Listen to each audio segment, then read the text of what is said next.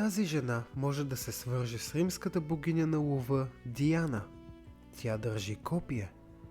Диана покровителства също над природата, а тук виждаме диви рози и растения.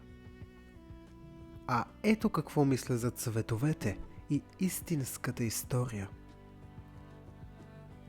Червената ирокля е символ на любов и страст, но жената носи и черен корсет, символизиращ мъката, която таи.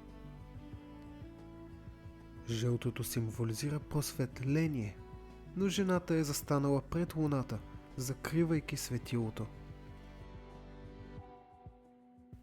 Тук има и зелено, знак за пролет, младост, живот и прераждане.